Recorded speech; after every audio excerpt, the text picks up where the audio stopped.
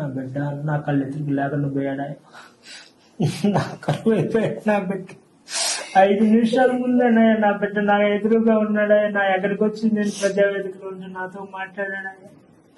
5 నిమిషాల ముందే మాట్లాడి గౌసుతో చెతిరాడాడు, వాళ్ళ నాన్నతో చెతిరాడాడు.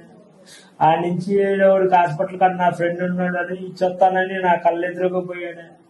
తీరా చూస్తే అక్కడ కళ్ళు తిరిగి పడిపోయారని వేరే వాళ్ళు ఫోన్ చేస్తే ఆడికి మేము పోయేలోపు 5 నిమిషాలే మాకు వాడికి రావు. 5 నిమిషాల్లో ఆడికి పోయే లోపలనే ఏం జరిగిందో కూడా అర్థం కాదు. అటు చేతులు పెట్టుకున్నాం.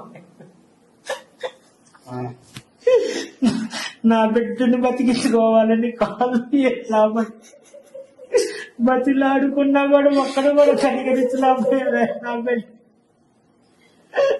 ఒక్క నిమిషం రాపించి తాళికు అట్టుబడి రాపించి నడితే నా బిడ్డ నా ఎదురు కొద్దిగా బతికడానికి ఛాన్స్ ఉండేదేమని అనుకున్నాను. బాబు 40-50 మంది కుర్రోళ్ళు ఇటు నెట్టి అటు నెట్టి అడ్డం తిరిగిసినా కూడా ఎవరు కళ్ళు తీసుకొని ఆడేవి. ఆ సమయానికి ఆయన వచ్చాడయ్యా.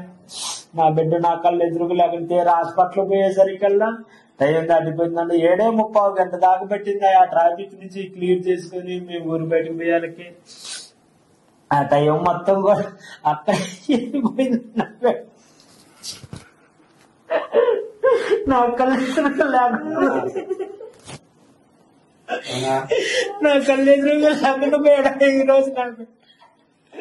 నా బిడ్డకి జరిగిన జరగదు.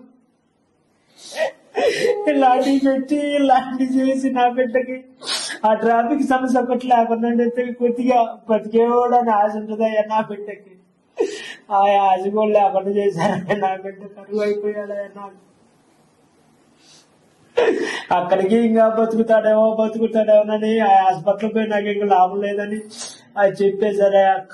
మనసు ఆగక మళ్ళీ ఇంకొక హాస్పిటల్ కూడా తీసుకుపోయి అడిగిపోయినా కూడా లేదయ్యా, టైం దాటిపోయింది, మేమేం చేయలేని పరిస్థితిలో ఉన్నాం అని చెప్పారయ్యా. నా బిడ్డకి జరిగిన అన్యాయం వీటికి ఇస్మింటి సభ ఎలాంటివి పెట్టకూడదయ్యా. అసలు ఎవరు పెట్టి జనానికి ఇది కాకూడదయ్యా. కొంచెం నా బిడ్డకు ట్రాఫిక్ సమస్య లేకపోతే నాకు నా ఎదురుగా ఈ రోజు నా బిడ్డ నా ఆధారం నా గుండెకి కూడా వాడానయ్యా. మొత్తం నా నాన్న ఇంటికాడంటే నా నాన్నకి ఎందుకు నేను చూసుకుంటానని వ్యాపారం మొత్తం నేను చూసుకుంటాను అని నాకు భరోసా వచ్చింది. నా బిడ్డ నా కళ్ళెదురుగా లేవు.